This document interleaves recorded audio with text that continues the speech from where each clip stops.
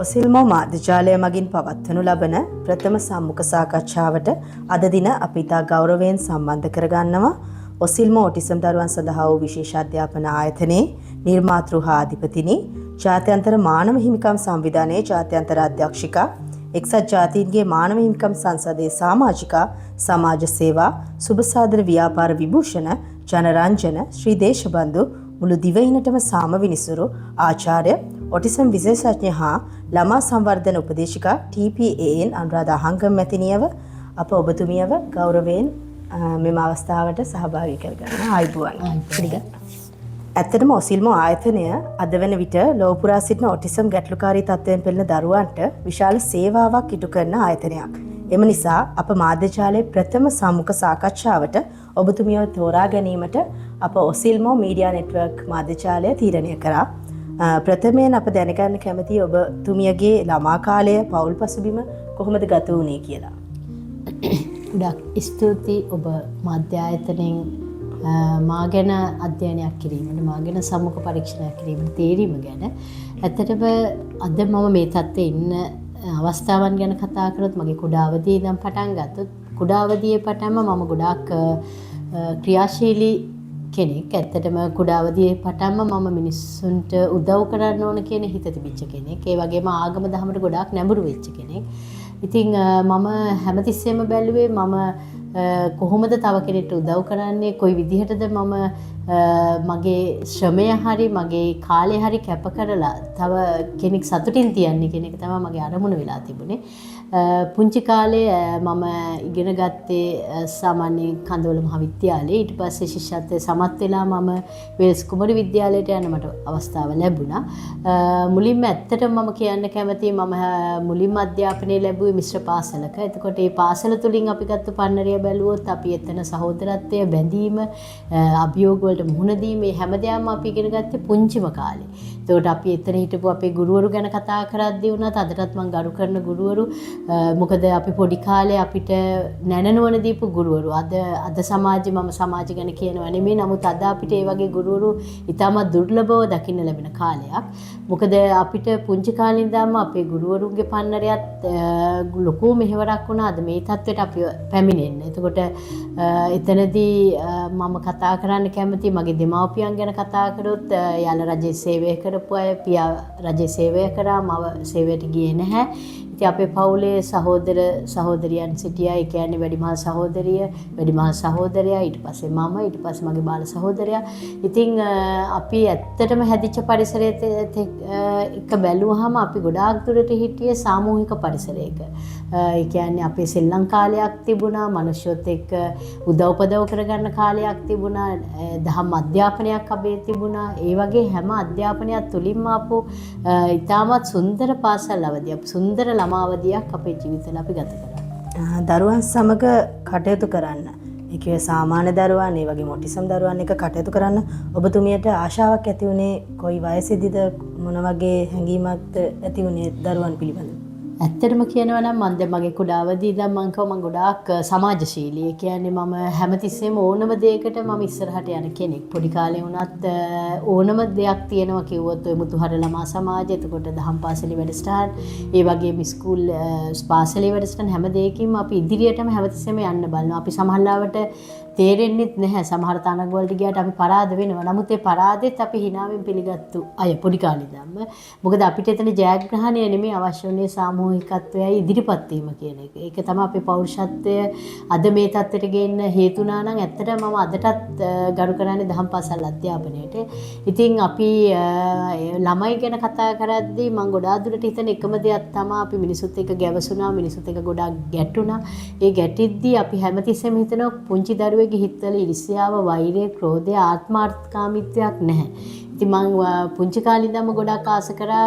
ඒ කියන්නේ පොඩි දරුවොත් එක්ක, ඒ කියන්නේ ගැවසෙනවා වගේම ටික ක්‍රමක්‍රමයෙන් අපි වැඩිහිටියටපත් වෙනකොටත් අපි හැමතිස්සෙම බැලුවේ පුංචි දරුවෝ අපි වගේ කොහොමද හදාගන්නේ? අපි ගියපු ගමන් මාර්ගයට කොහොමද ගන්නේ? මොකද ඒ දරුවන්ට අපිට යමක් කියලා දෙන්න පහසුයි.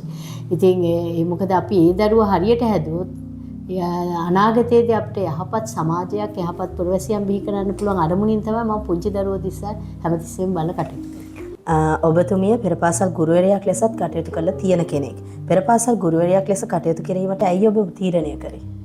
ඇත්තටම මම ඒ කියන්නේ මට එකම තැනක ගොඩ වෙලා ඉන්න ඕනකම පුංචි කාලේ ඉඳන් තිබුණේ නැහැ. මට ඕන වුණා හැම දෙයක් පිළිබඳව දැනුමක් ගන්න ඕන කියන පිපාසයක් තිබුණා. ඉතින් කුඩා කාලේ මම ගුරුවරයෙක් වෙන්න ඕන කියන ආශාවක් තිබුණත් එක්කම මට සමහර වෙලාවට හිතුණා සමහර මිනිස්සු ප්‍රශ්න වලට මුහුණ දෙද්දී ඒ ප්‍රශ්න කොහොමද අපි විසඳ ගන්න ඕනේ කියලා. ඉතින් ඒක නිසා සමහරවිට මට හිතුණා මම ලෝයර් කෙනෙක් වෙනවද කියලා. ඒ කියන්නේ මම නීතිඥ වේදිනියක් වෙලා සමාජ සමහර ප්‍රශ්න වලට අපි උදව් කරනවද කියලා. ඉතින් ඒ අනුව ඒ ලෙවල් වලට මම ඒ විෂයන් තෝරගෙන මම ඒ මාර්ගෙත් යන්න හිතුවා. නමුත් දෛවයේ මොකක් හරි හේතුවකට මට තව ආශාවක් වුණා මීඩියා. ඒ කියන්නේ සමාජ sannivedanaya. ඒ කියන්නේ මාධ්‍යයක් කරහා අපේ පණිවිඩ කොහොමද ලෝකෙට දෙන්නේ කියලා. මම ඉතින් ඒ පැත්තත් අධ්‍යයනය කරා. මම ගොඩාක් දුරට ගොඩාක් ගරු කරනවා මට ඒ දැනුම ලබා දීපු රත්නා පුෂ්පකුමාරිය. ඉතින් ඒ වගේ අපිට ගොඩාක් අවවාද අනුශාසනා වලින් මම මීඩියා පැත්තේ කියන්නේ මාධ්‍ය ජාලය ඔස්සේත් මම ඉදිරියට යන කටයුතු කරා. නමුත් ඒ අතරදී මට හිතුණා මේ හැම දෙයක්ම ඒ කියන්නේ මගේ හඬින් මට පුළුවන් නම් කතා නොකරන දරුවෙක් අවදි කරන්න කියලා. මම දන්නේ ඒ වගේ අදහස් ඇයි මට ආවේ කියන එක. ඉතින් මම ඊට පස්සේ තීරණය කරා මම පෙරපාසල් අධ්‍යාපනය තුලින් පුංචි දරුවන්ගේ ලෝක වලට ඇතුල් වෙලා මොකද නිවේදන කටයුතු කරන්න ගොඩක් අය මේ ලෝකේ ඉන්නවා. එහෙමනම් මගේ හඬින් තව දරුවෙක් කතා කරවන්න පුළුවන් නම් කියලා තමයි මම පෙරපාසල් අධ්‍යාපනය තෝරගන්න තීරණය කරේ. ඉතින් හිතේදී පුංචි ළමයික ගැවසෙනකොට මගේ දරුවෝ අදටත් මාව දැක්කත් පාරේ වඳින තත්ත්වයක් තියෙනවා. හේතුව මොකද මම ඒ දරුවන්ගේ ලෝකෙට ගියොත් මම දරුවෙක් වෙනවා. ඉතින් මම එතනදී ඒ දරුවන්ට උගන්වනකොට මම හැමතිස්සෙම මේ දරුවන්ගේ හදවත් වලට එල්බගෙන තමයි ජීවත් වෙන්නේ. ඉතින් මම හිතනවා ඒ තුලින් ලැබපු පන්නරයක් මත තමයි මම අද මේ තත්ත්වයට ඇවිල්ලා තියෙන්නේ. එම කාලේ ඔබට ලැබුණු විශේෂ අමතක නොවන සිදුවීම් අත්දැකීම් තියනවද පොඩි දරුවොත් එක්ක? පොඩි දරුවොත් එක්ක වැඩ කරන එක ඇත්තටම හරිම සුන්දරයි. මොකද ගොඩක් වෙලාවට අපි මම යූත් සෙන්ටර් එක තන සේවා සභාවේ මට ප්‍රැක්ටිකල් දාලා තිබිච්ච මාස 3 ඇතුළත මම ඒ ට්‍රේනින් පීරියඩ් එකේදී පුංචි දරුවන්ට මම මේ ඇත්තටම පුංචි දරුවන්ගේ පාසල් වලට එකතු වෙලා මම මේ මෙහෙවර කරේ ගොඩාක් සන්තෝෂයි. මුදල් කියන දේ මගේ අරමුණක් වුණේ නැහැ කවදාවත්. මුදල් කියන දේ මම ටාගට් කරගෙන ගමන් කරපු කෙනෙකුත් නෙමෙයි අද වෙනකනොත්. ඉතින් මම හැමතිස්සෙම බැලුවේ මගෙන් ලෝකයට මොකද්ද කෙරෙන්න ඕන කියලා. ඉතින් මම මේ පුංචි දරුවන්ට උගන්වන්න ගියාම සමහර දරුවෝ ගොඩාක් දරුවෝම මම මෙහෙවපු විදිය හරිම ඒ කියන්නේ ඒක හිතා ගන්න බෑ. මොකද සමහර දරුවෝ ගොඩක් දුප්පත් පවුල් වල දරුවෝ අපි ළඟට ආවා. ඒ දරුවන්ට ආහාර වේලක් තිබුණේ. ඉතින් මම කැමති නැහැ ඒ දරුවාද ගොඩාක් ඉහළ තත්ත්වවල ඉන්න දරුවෝ. ඉතින් ඒ වගේ දරුවන්ට සරණක් වෙලා ඒ පුංචි දරුවොත් එක්ක ඒ කියන්නේ හදවතින්ම හිතවල මම ඉස්සෙල්ල කිව්වා වගේ ඉරිසියාව කුහකකම ආත්මකාමීත්වයක් නැති සමනල්ලු වගේ ජීවත් වෙන දරුවෝ කොටසක් එක්ක ගමන් කරපු ගමන් මාර්ගයක් තමයි මම තෝරගත්තේ. අපි දැන් කතා කරමු ඔබතුමිය ඔටිසම් පිළිබඳව බව ගමන් මඟ ගැන. ඔටිසම් සහිත දරුවෙකු ඔබට මුලින්ම හමු අවස්ථාව ගැන චුට්ටක් අපිට පැහැදිලි කරොත්. මුලින්ම ඔටිසම් දරුවෙක් ඔබ දැක්කේ කොහොමද? ඇත්තටම ඔටිසම් ගැන කතා කරද්දී මම පෙරපාසල් අධ්‍යාපනය ඒ මාර්ගය ඔස්සේ ගමන් කරපු කෙනෙක්. ඒ අතර මම මගේ හිතවත් කෙනෙක්ගේ පෙරපාසලක් තිබුණ ඒ ටීචර් කෙනෙක්ගේ ඇත්තට මේ ටීචර්ත් එක්ක එකතු වෙලා මම ඒ දේ කරගෙන යන අතර ඒ ගුරුවරිය තමයි මට කිව්වේ ඔටිසම් දරුවන් සඳහා විශේෂ පුහුණු මධ්‍යස්ථානයක් තියෙනවා මේ මිස් අපි ඒකට එකතු වෙලා බලමුද කියලා. ඉතින් මම එතනදී මොකද මම උගන්වන ශෛලිය තුලින් දරුවන්ගේ ඒ ප්‍රගතිය දැකපු ගොඩාක් දෙමාපියෝ පවා මාත් එක්ක හරි එකමුතුවක් තිබුණා. ඉතින් එතනදී මට ආරාධනාවක් ඔටිසම් මොකද්ද ඔටිසම් කියන්නේ කියලා එතරම් මේ වෙලාවේ මම මේ වචනේ අහලා තිබුණේ නැහැ. ඒ කියන්නේ දරුවෝ CP දරුවෝ ඩවුන්ස් දරුවෝ අපි දැකලා තිබුණට ඔටිසම් කියන එක ඇත්තටම අහලා තිබිච්ච වචනයක් නෙමෙයි. මට එතකොට ඒ පරිශ්‍රණයට ඔළුව යොමු වුණා. මොකද මම හැමතිස්සෙම රිසර්ච් කර ඇවිද්ද කෙනෙක්. ඉතින් මම ඒ වෙලාවේ හිතුවා මොකද්ද මේ ඔටිසම් දරුවෝ අතර මොකද්ද මේ තියෙන ප්‍රශ්නේ කියන தත්ත්වය මත තමයි මම ඇත්තටම මම අදටත් ගරු කරන මගේ ගුරුවරයා ඇදුරා. ඒ කියන්නේ මට ඇත්තටම මේ ඔටිසම් ගැන දැනුම දුන්නේ වෛද්‍ය සුදත් දම්සිංහ මැතිතුමා. එතුමාගේ ආයතනයට සම්බන්ධ වෙලා පළවෙනිම සම්මුඛ පරීක්ෂණයේදී එතුමා මාව තෝරගත්තා. අනුරාධ ඔයා වගේ කෙනෙක් තුලින් මගේ දරුවන්ට ලොකු දෙයක් කෙරේ කියලා. ඉතින් මම ඇත්තටම ඩැඩිස් ලංකා ආයතනයෙන් ගත්ත ඒ දැනුම, ඒ කියන්නේ ඔටිසම් කියන වචනය පවා මම ඉගෙන ගත්තේ වෛද්‍ය සුදත් දම්සිංහ මැතිතුන්ගේ. එතුමා කිසිම රහසක් තියාගන්න නැතුව අපිට කියලා දුන්නා මොකද්ද මේ දරුවන්ට අපි කොහොමද ලෝකෙට මෙහෙවරක් කරන්නේ. ඉතින් එතුමා කියපු එකම දේ තමයි අනුරාධා ඔයාට පුළුවන් ඔටිසම් දරුවන්ගේ ලෝකේ බබලවන්න පුළුවන් කෙනෙක් කියන ආශිර්වාදය මම හිතනවා අද මට ඒක අත්දැකීමක් තුලින්ම ලැබිලා තියෙනවා කියලා. එම අත්දැකීම ඔබේ ජීවිතය කියන්නේ වෙනස් කරලා තියෙනවා. අනිවාර්යයෙන්. ඔටිසම් පිළිබඳ වැඩිපුර ඉගෙන ගන්න ඇයි ඔබ තීරණය කළේ? ගොඩාක් වෙලාවට මම අන්තිමට පෙරපාසල් අධ්‍යාපනය කරන දරුවන්ගෙන් අයින් වෙලා මම ඒ අහිංසක දරුවන්ගේ ලෝකවලට එකතු වුණා. එතනදී එකතු වුණාම මම රැයත් දහවලක් බැලුවේ නැහැ. ඒ දරුවෝ සකස් කිරීමේදී මට හැමතිස්සෙම ඕන වුණා මේ දරුවෙක් සාමාන්‍ය දරුවෙක්ගේ මට්ටමට ගේන්න පුළුවන් කියන හැඟීම මට හැමතිස්සෙම තිබුණා. මොකද ඒ දරුවෝන්ගේ දෙමාපියෝ විඳින දුක, ඒ වගේ දරුවෙක් අරගෙන එනකොට ඒ දෙමාපියා ඉන්න පීඩනය දැක්කහම ඇයි දෙවියෝ බුදුන් මේ වගේ දරුවෙක් මේ ලෝකෙට එව්වේ කියන ප්‍රශ්නේ විතරක් මගේ ඔළුවේ තිබුණා. ඉතින් ඒ පුංචි දරුවෙක් අතට ගත්තාම මම හැමතිස්සෙම බැලුවේ මේ ළමයව කොහොමද අපේ ලෝකෙට ගන්න. මොකද මේ ලෝකෙට ඉපදිලා වෙනත් ලෝකයක ජීවත් වෙච්ච කොටසක් තමයි ඔටිසම් කියන්නේ. මේක ඇත්තටම ලෙඩක් නෙමෙයි, ගැටලුකාරී තත්ත්වයක්. ඉතින් එතනදී ආයතනෙට පැමිණි සමහර දරුවොත් එක්ක මම කටයුතු කරද්දි මම අවුරුදු 1මාර, අවුරුදු 2, අවුරුදු 14, අවුරුදු 15 ඒ වගේ දරුවොත් එක්ක පවා මම ගොඩාක් ගැටුණා මේ ප්‍රශ්නේදී. ඉතින් එතනදී මම ඒ ආයතනට සම්බන්ධ වුණාම මට ලැබිච්ච ඔටිසම් දරුවත් එක්ක පළවෙනියට මගේ දෑතට බාර දීපු දරුවා මම අරගත්තේ ගොඩාක් ආදරෙන් කරුණාවෙන්. මොකද මම හිතුවා මේ දරුවා කොහොම හරි මම මේ දරුවට ලෝකයක් දෙනවා, මේ දරුවට ජීවිතයක් දෙනවා කියන අරමුණින් තමයි මම මගේ පුටුවේ ඉඳගත්තේ. ඇත්තටම ඒ අරමුණ ඉෂ්ට කරන්න වගේ මම හදපු පළවෙනි දරුවා ලෝකේ ජය අරන් තියෙනවා. ඉතින් ඒ දරුවා මේ වෙනකොට සාමාන්‍ය දරුවා අතර සාමාන්‍ය දරුවන්ටත් වඩා ඉහළ බුද්ධියකින් කටයුතු කරනවා.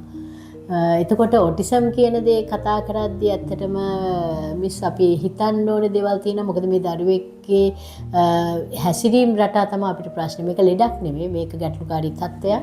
එතකොට ඒ දරුවත් එක්ක ඉඳලම තමයි අපි ගොඩාක් අත්දැකීම් ගත්තේ. ඒ අත්දැකීම් පිළිබඳව අපි ඉදිරියේදී කතා කරමු. වෛද්‍ය සුදත් දම්සිංහ මහතා සමග ඔබට පුහුණුවක් ලැබුණා ජීවිතේට. ඒ පුහුණුව ඔබට වැදගත් දේවල් ජීවිතේට කියලා දෙන්න ඇති.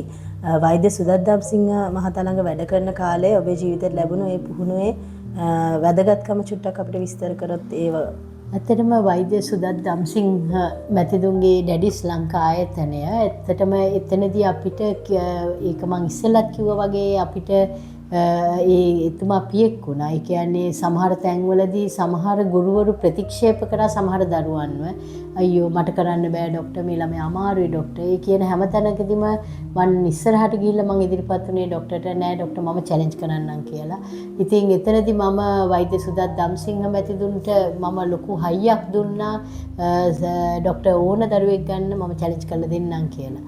ඉතින් ඒ ශක්තිය මත ඒ කියන්නේ වෛද්‍ය සුදත් දම්සිංහ මැතිතුන්ත් එක්ක මම ඒ කටයුතු කරද්දී එතුමා ගොඩනගපු විශ්වාසය, එතුමා මා සමග ගොඩනගපු ඒ විශ්වාසනීයත්වයට මම ගොඩක් ගරු කරනවා. මොකද ඇත්තටම කියනවා නම් අපිට කිසිම දෙයක් හැංගුවේ නැහැ. අපි සමහර තැන්වලදී එතුමා අපි ආයතනයට පැමිණිලා කතා කරනකොට අනුරාධ මොනවද තියෙන ප්‍රශ්න කියනකොට අපි හැම දෙයක්ම එතුමාත් එක්ක පැහැදිලිව සහෝදරත්වයෙන් මිත්‍රත්වයෙන් කතා කරාම නෑ අපි මේක කරලා බලමු, මේකට මේ දේ කරලා බලමු. එතුමා ලියපු ඔටිසම් හඳුනා ගැනීමේ පොත පවා ලිව්වේ අපේ දැනුමත් එතුමා ප්‍රයෝජනෙට අරගෙන. ඉතින් මම හිතනවා මම එතුමා තුලින් ලැබු පන්නරේදී ගොඩාක් දේවල් ඉගෙන ගත්තා. ඒව වචනයෙන් කියන්න බෑ. මොකද අවුරුදු මම හිතන්නේ 20කට එහා ගත්තු ලොකු අත්දැකීම් තොගයක්. ඉතින් එතනදී මම හිතපු එකම දේ තමයි මම දැකපු දේ එතෙන්ට ආව සිංහල, දෙමළ, මුස්ලිම් හැම දරුවෙක්ම එතන පිළිසරණ හොයාගෙන ආවා. ඒ කාලේ වෙනකොට ඔටිසම් වලට ගොඩාක් ප්‍රසිද්ධ ආයතනයක් වුණා ඩැඩිස් ලංකා. සමහර දරුවන්ට භාෂා ප්‍රශ්නයක් නිසා සමහර දරුවන්ගේ ජීවිතය එළිය කරන්න සමහර අයට බැරි වුණා. අපේ කාර්ය මණ්ඩලය ගැන කතා කරද්දිත් එතුමා ගොඩාක් හොඳයි. එතුමාගේ වයිෆ් කියන්නේ බිරිඳත් ගොඩාක් හොඳ කෙනෙක්, ડોක්ටර් කෙනෙක්. ඉතින් නමුත් අපේ ඉලක්කයට යන්න අපිත් එක්ක හිටපු පිරිසට ගොඩාක් අමාරු වුණා. ඉතින් මම හිතුවේ මොකද ಜಾති ආගම් කුල බෙද නැතුව මේ හැම දරුවෙක්ටම ජීවිතය දෙන්න පුළුවන් මාවතක් මං එළිය කරන්න ඕන මාවතක් මං ඉදි කරනවා කියන අදිෂ්ඨානය මගේ තියෙනවා. ඔබතුමියට මතකද වෛද්‍ය සුදත් දම්සිංහ මහතා ළඟ ඔබතුමිය කිනම් වර්ෂයේද සේවයේ යෙදුනේ? මම එතන සේවයේ යෙදුනේ ඇත්තටම 2005 වගේ කාලයක් වගේ. ඒ කාලයේදී ඉගෙනගත්තු බොහෝ දේවල් අද ඔබතුමියට ලොකු ප්‍රයෝජනයක් වෙලා ඇති කියලා අපි හිතනවා. ඊළඟට අපි කතා කරන්න කැමති ඔසිල්මෝ අදහස බිහිවීම පිළිබඳව ඔටිසම් දරුවන් සඳහා විශේෂ මධ්‍යස්ථානයක් ආරම්භ කිරීමේ අදහස මුලින්ම ඔබතුමියට ඇති වුණේ කොහොමද? මම ඉස්සෙල්ලා කිව්වා වගේම වෛද්‍යතුමාගේ ආයතනයේ මම කටයුතු කරද්දී මම එතනදී දැකපු එකම දෙයක් තමයි මොකද දරුවෝ විශාල ප්‍රමාණයක් ආවා. නමුත් දරුවන්ට හරි දෙයක් කෙරෙන්න බැරි මට්ටමටම එතන ගොඩක් දේවල් අපිට මෙහෙයවන්න බැරි වුණා. මොකද මගේ දැනුම මට එක වෙලාවකට කරන්න පුළුවන් එක දරුවෙක් විතරයි. සමහරවිට දරුවෝ 10ක් විතර කිව් එකේ ඉන්නවා කොහොම හරි මගේ දරුවා හදලා දෙන්න කියලා. නමුත් මෙතනදී මම ඔටිසම් ගැන කතා කරද්දී මම කියන්නේ කැපවීමක්, අදිෂ්ඨානයක්, ඉවසීමක් හදවතින්ම කරන්න පුළුවන් කියන හැඟීමක් නැති කෙනෙක්ට මේ දරුවෝ කරන්න බෑ. මේක රස්සාවක් කියලා හිතලා කරන කෙනෙක්ට නම් කවදාවත් ඒ දරුවගේ ජීවිත ගොඩ ගන්නත් බෑ.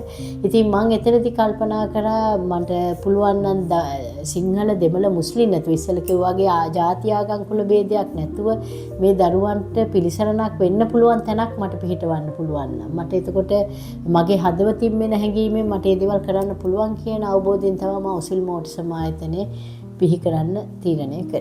ඒ කාලේ ශ්‍රී ලංකාවට එවැනි මධ්‍යස්ථානයක් අවශ්‍ය බවට ඔබට හැඟුණා නේද? ඒ කියන්නේ ඇත්තට මේක හැඟෙන්න හේතුව තමයි මොකද අපේ වෛද්‍යතුමාගේ මධ්‍යස්ථානෙට ආපු පිරිසත් එක්ක බැලුවම අපිට කරගන්න අමාරු වුණා. මොකද දවසේ සමහරවල් රෑ 8 9 වෙනකන් සමහර දරුවෝම චැලෙන්ජ් කරා. එතනදී අපිට වෙහෙසක් දැනුණා. මොකද මේ කරන්න පුළුවන් කීප දෙනෙක්ගේ අතර විතරයි ඒ දරුවෝ බෙදුනේ. එතකොට අපිට මේ මහන්සිය සමහරලාට අපි කන්නවත් අපිට වෙලාවක් තිබුණේ අපි කෑම ගැනවත් හිතුවේ නෑ. දෙමාපියන්ගේ දුක ඒ දරුවොත් එක්ක ඒ දෙමාපියෝ විඳින වද දැක්කහම අපි හිතුවා නෑ මේ සේවය මීට වැඩිය අපි ගොඩාක් ගැඹුරින් කරන්න ඕන කියලා තීරණය මත තමයි ඔසිල්මෝ ආයතනය පිහිටෙන්නේ. ඒ වගේම වෛද්‍ය සිනය තේවානන්දන් මහතාගේ හමුවීමත් එක්ක ඔබ තුමිය කොහොමද ඔහුගේ ඔළුවට එම අදහස දැම්මේ? මේ එම අදහස කොහොමද ඔහුට හඳුන්වා දුන්නේ?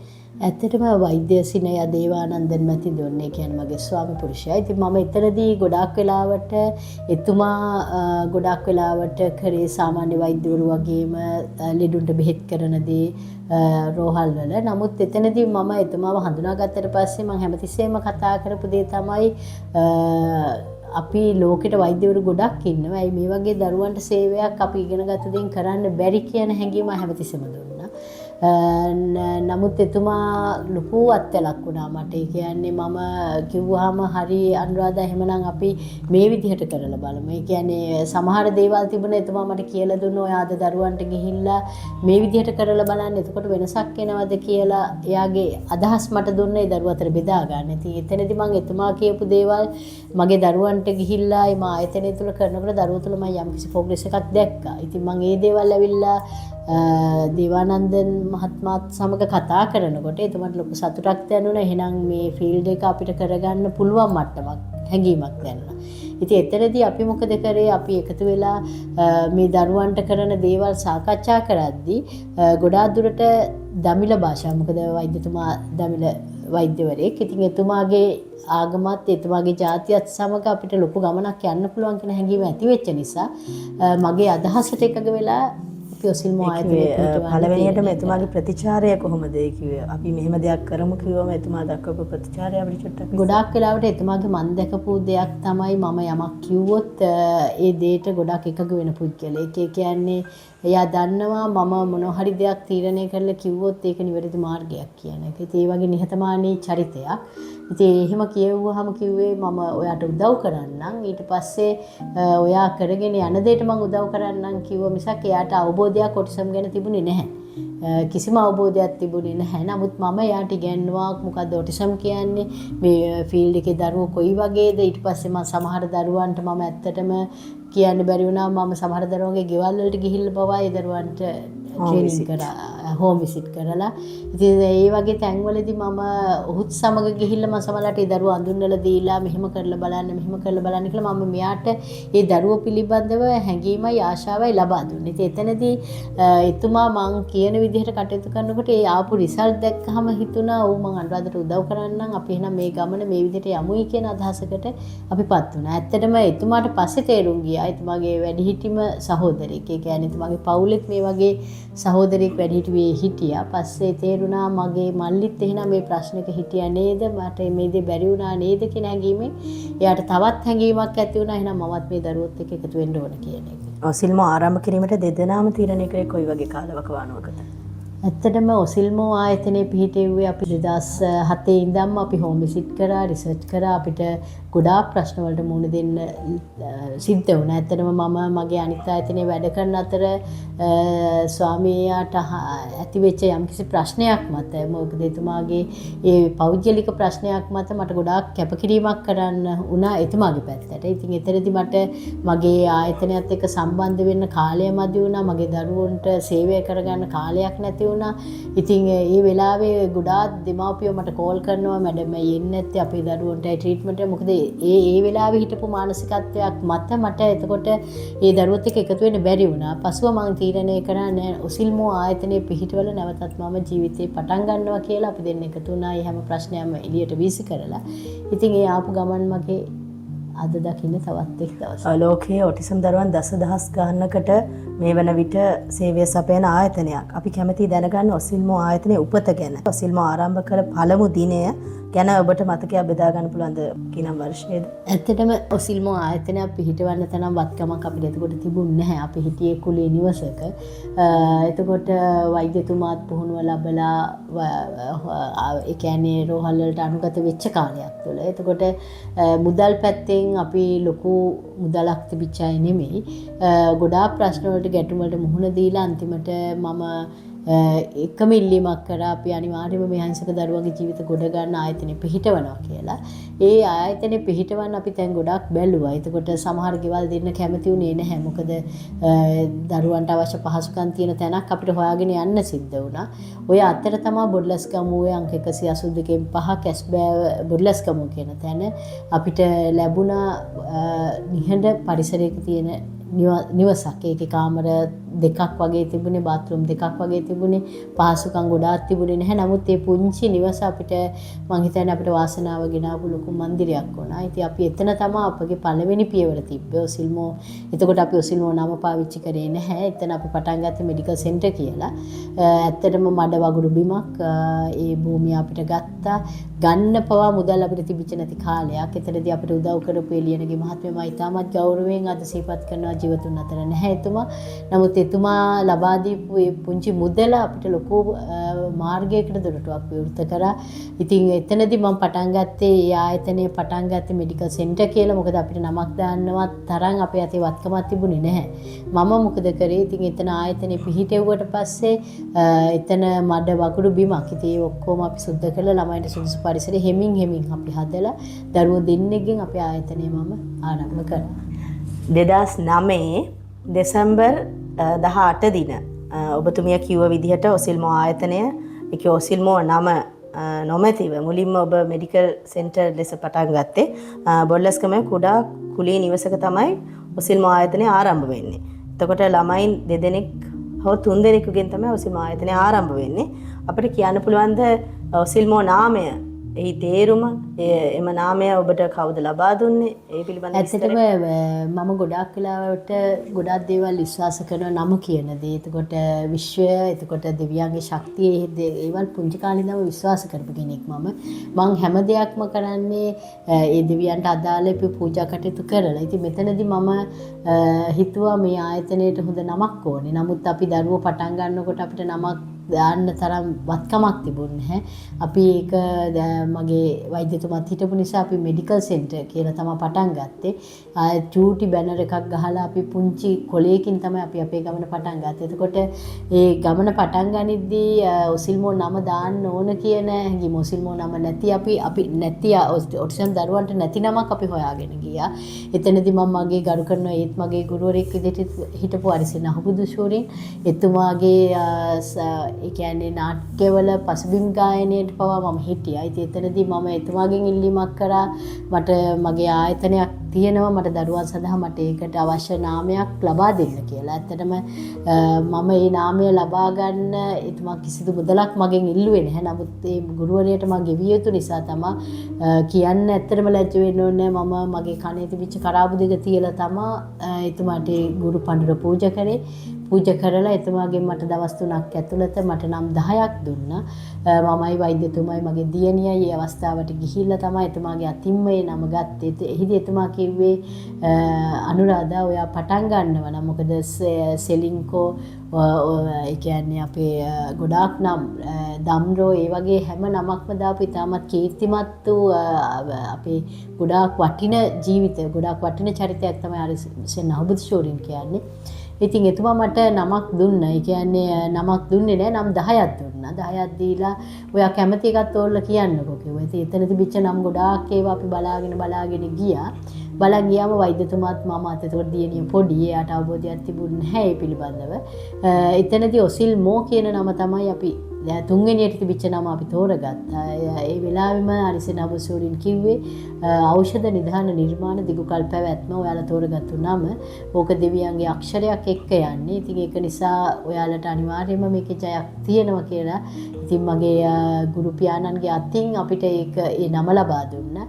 එදා ඉඳන් අපේ ආයතනය ඔසිල්මෝ ආයතනය නමින් ප්‍රසිද්ධ වුණා. මට අවශ්‍ය නැහැ ඔටිසම් නාමයක් හැමතිස්සෙම පෙන්වන්න. මම හැමතිස්සෙම ඔසිල්මෝ නමින් තමයි මේ දරුවන්ට සත්කාර කරන්නේ. ඔසිල්මෝ ආයතනය පටන් ගැනීමේදී මුල් කාලේ ඔබ අභියෝග රැසකට මුහුණ දෙන්නේ නැති කියලා අපි හිතනවා. මුල් කාලේ ඔබ මුහුණ දුන් විශාලතම අභියෝග මොනවද කියලා අපිට චුට්ටක් කියන්න. ඇත්තටම ඒ මුහුණ දීපු අභියෝගات එක්ක බැලුවා නම් අපි හරියටම ඒව ගැනම හිතලා අපි ගියා නම් මේ ගමන ගොඩාක් වෙලාවට අපිට අද ඔසිල්මෝ කියන නාමයක් ඉතුරු වෙන්නේ නැහැ. මොකද එච්චරටම ගොඩාක් අභියෝග අපිට ආවා. මොකද මං හිතන්නේ ඒක මේ අහිංසක දරුවන්ගේ ලෝකෙ විනාශ කරන්න අපිට දීපු මොනවා හරි පණිවිඩ වෙන්නේ නැති. නමුත් ඒ හැම අභියෝගයක්ම ජයගෙන අපි ආපු ගමනේදී අපිට මේ දරුවන්ට ප්‍රතිකාර කරන තැනින් පවා ඒ කියන්නේ අපි ටික දවසක් ඒ කියන්නේ අපි දරුවන් පිළිබඳ අවබෝධයක් දෙන්න අපි අලවපු දැන්වීම පවා ගලවලා වීසි කරා. මොකද අවශ්‍ය නැහැ මේ වගේ ළමයි කොහෙද ඉන්නේ මේ ළමයින්ට ට්‍රීට්මන්ට් කරන්න මේ වගේ අවශ්‍යතාවයක් නැහැ කියලා.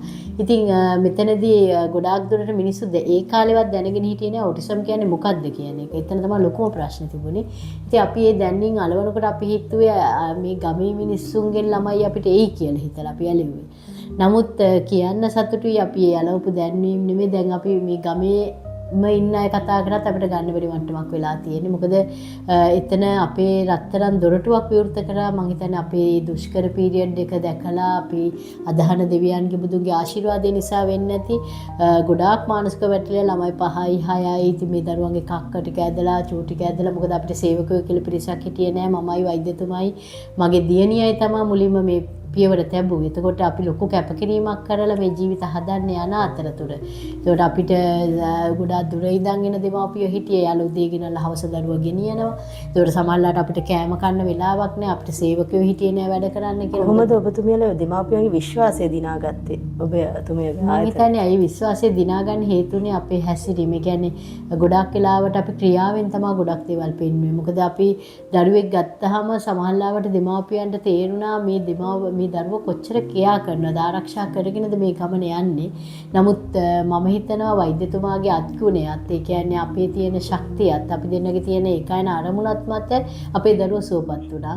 අපිට ගොඩාක් මිරකල්ස් ඒ කියන්නේ අපි නොහිතන දේවල් අපේ දරුවන්ට ට්‍රීට්මන්ට් කරගෙන යන අතරතුර අපිට සිද්ධ වුණා. සමහර ඇවිදින්න නැතුව ආපු දරුවෝ අපි හිතන්නේ නැතුව ඇවිදින්න පටන් ගත්තා. සමහර ගොළුයි කියලා ගේන දරුවෝ කතා කරන්න පටන් ගත්තා.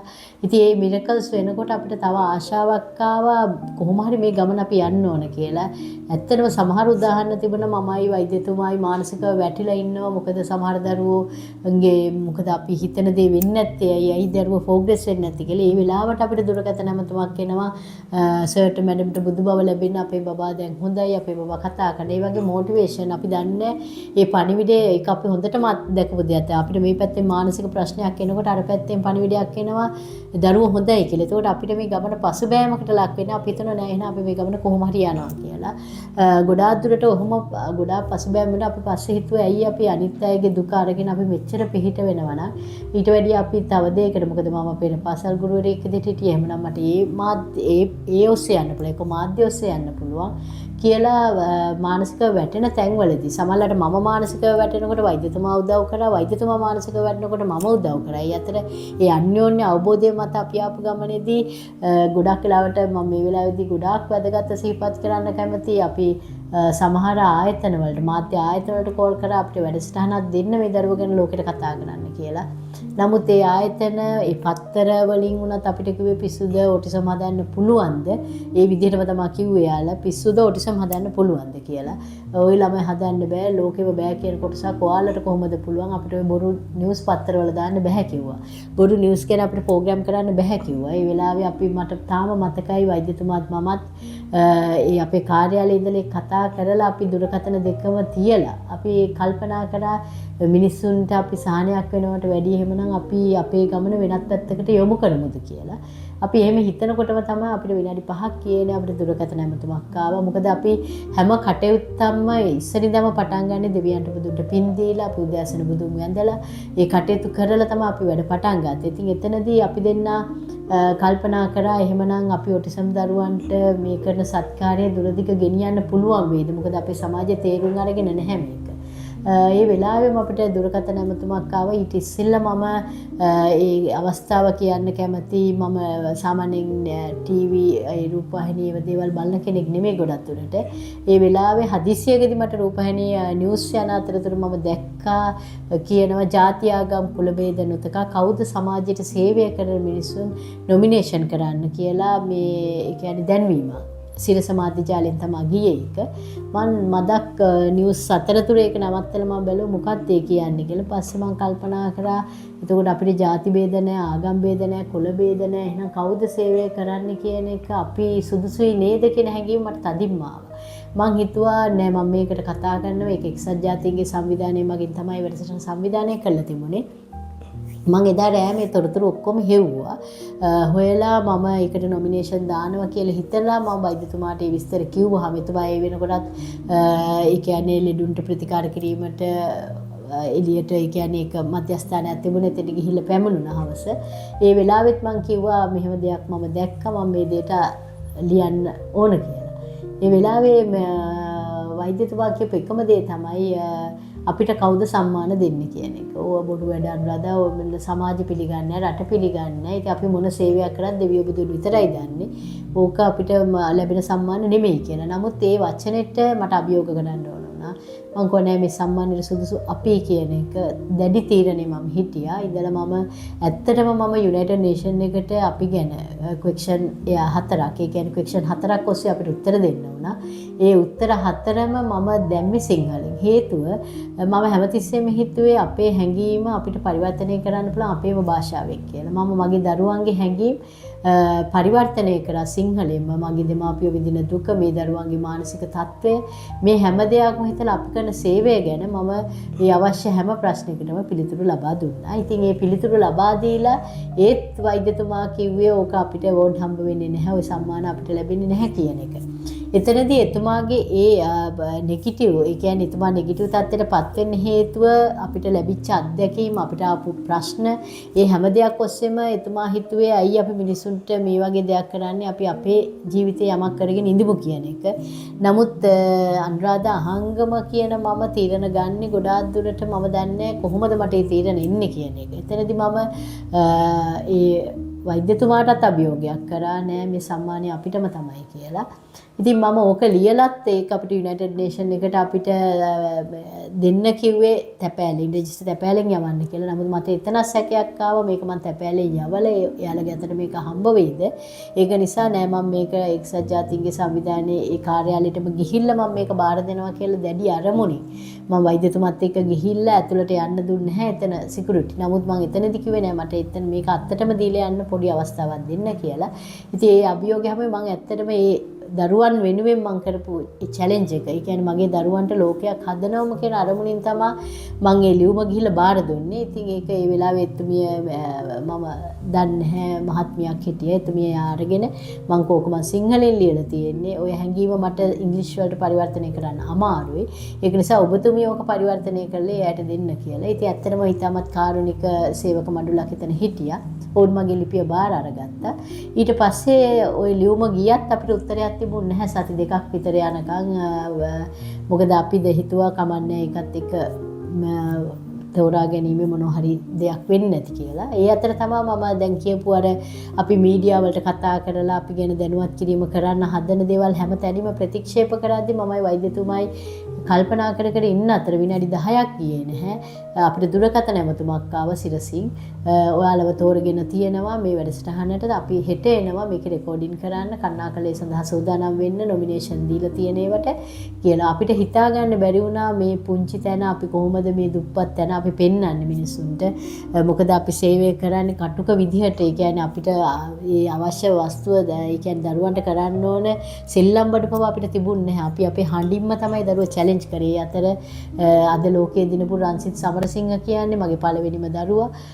ඒ ආයතනයේ පළවෙනි දරුවා. ඒ වගේම තව දරුවෙක් හිටියා ගෑනු දරුවෙක්. ඉතින් ඒ අයට මම දුරකථන ඇමතුම් දීලා මට ආපු දෙමාපියෝ මඩකලපුව පුත්තලම අම්පාර ওই දිශාවලින් ආපු අය හිටියා. මගේ තව සිංහල දෙමළ මුස්ලිම් කියන හැම දෙමාපියෝ මම ඉක්මනින් මේ වෙලෙම දුරකථන ඇමතුම් දීලා දැනුවත් කරා. මට මං හිතන්නේ මේ වෙලාවේ පේරන්ට්ස්ලා අපිට හිටියා 15ක් විතර දරුවෝ. එතකොට මේ හැම දරුවන්ගේ දෙමාපියන්ට කිව්වහම ඇත්තටම අද මම ගරු කරනවා මේ දෙමාපියෝ මේ වෙලෙම සමහර දරුවෝ අපේ ට්‍රීට්මන්ට් කරලා ඒ කියන්නේ අපේ ට්‍රේනින් එක අරගෙන යන අතර කෝච්චියේ අනිත් පැත්තට ආයෙත් අය නැවත පැමිණුණා. මොකද හෙට සිරසින් එනවා කිව්වම අපි සූදානම් වෙන්න ඕන නිසා. ඉතින් එතනදී ඒ වගේ ලොකු චැලෙන්ජ් එකකින් අපි සිරසේ මං හිතන්නේ අපි අවස්ථාවන් 5කට 6කට අපිට මුහුණ දෙන්න සිද්ධ වුණා. මොකද මේක ලක්ෂ ගාණක් අතුරින් එයාලා තෝරගත්ත ඊට පස්සේ ඔය අතරින් 2000ක් කොහොම ගිහලා 100ක් එකක්. ඉතින් ওই වගේ ලොකු තරගකාරී මට්ටමක් මත මේ හැම ඉන්ටර්විව් හැම සම්මුඛ පරීක්ෂණයකටම අපිට මුහුණ දෙන්න සිද්ධ වුණා. අපේ ආයතනීය පරීක්ෂාවන්ට ලක් වුණා. ඉතින් ඒ ගැන අපේ මං හිතන්නේ අපේ වීඩියෝ පට තියෙනවා අපිට ඉදිරිපත් කරන්න. මොකද අපි ආපු ගමන් මඟ පිළිබඳව අවසාන මොහොතේදී ඔසිල්මෝ ඔටිසම් ආයතනයේ ජයගත්තේ වී අවෝඩ් කියන ඒ සම්මානය විශ්වයේ දොරටුව ඇරුණා. ඒ කියන්නේ එක්සත් ජාතික සංවිධානයත් මගින්ම සිරස මාධ්‍යජාලයට අපි ගොඩාක් ස්තුති කරනවා. අපිව අඳුනාගෙන මේ අහිංසක දරුවන්ගේ රත්තරන් දොරටුව විවර කරාට.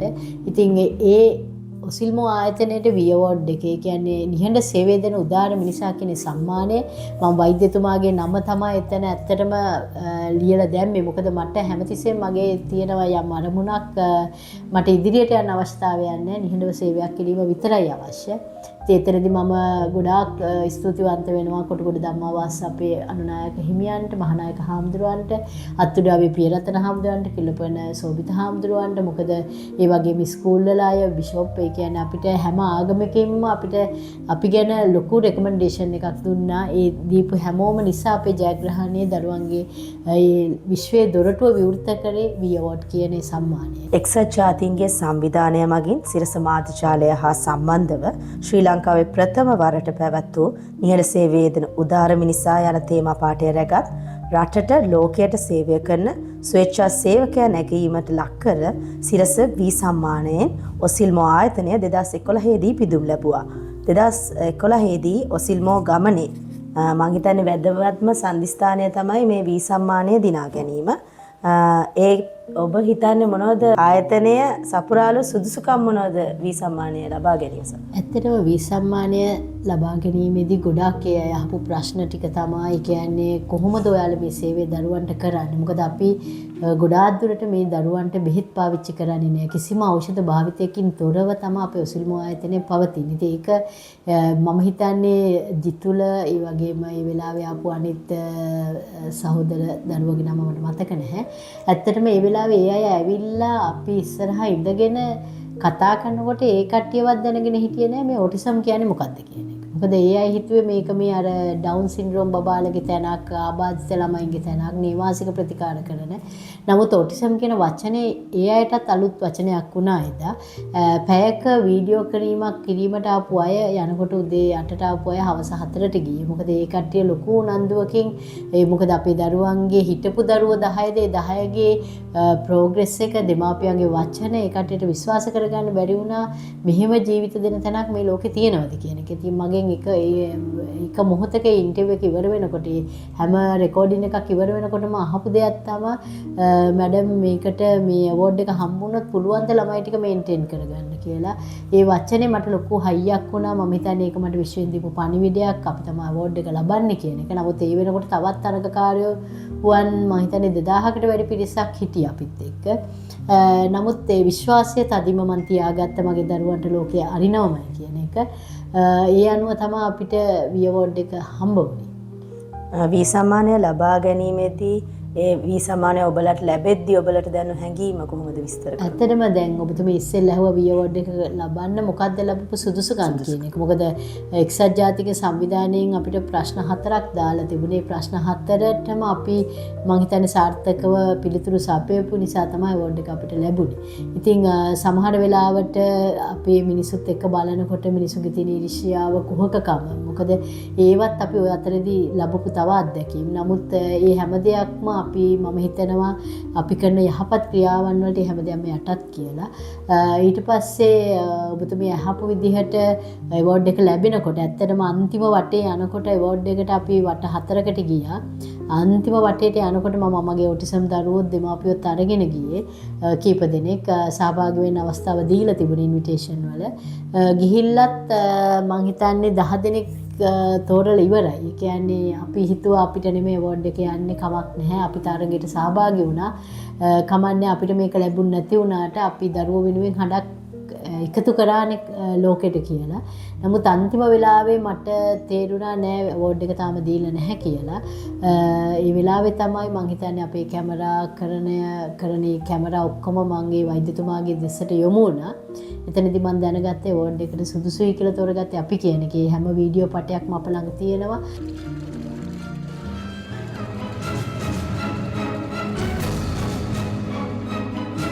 Dr. Sindaya Devanand, ladies and gentlemen, the volunteer of the year.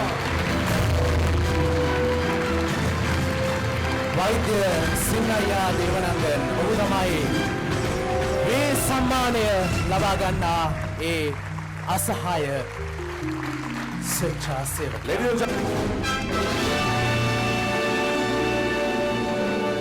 Ladies and gentlemen, the best that humanity has to offer, the winner of Free Awards 2000. This award is not for me, this is to my autistic children. Because you don't believe how much they are suffering. Do something to these autistic children. Even this award is going, and mainly I want to thanks to Mrs. Anuradha Ahangama. She is a great person, and she's the one is did a lot of things. Because of her only these childs are coming to the normal. ඒ වෙලාවේ අපිට හිතට නැගිච්ච එකම නිහතමානී සතුට තමයි God is great කියන එක. මොකද අපි හැමතිස්සෙම මොන ආගමටත් අපි පක්ෂපාතී නැහැ. හැම ආගමකටම ගරු කරා. එදා උදේ ડોක්ටර් මගෙන් අහපු එක වචනයක් තමයි අපිට මේ අවෝඩ් එක හම්බුනොත් අනුරාධ මම ස්ටේජ් එකට නගින්නේ ඔයා කතා කරන්න. මම කිව්වා මම කතා කරන්නේ නැහැ. මොකද ලිව්වේ ඔයායි මේ අවෝඩ් එක ගන්න ඕනේ මගේ නම ලිව්වට කියලා. නමුත් මම කිව්වා ඔයා කතා කරන්න හම්බ වෙන්නේ අපිට.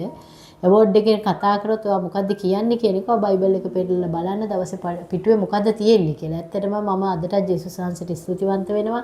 උන්වහන්සේ දීලා තිබිච්ච පණිවිඩය ડોක්ටර්ට ඒ කියන්නේ ඔයා ඉදිරියට යන්න මම තමයි කතා කරන්න කියලා.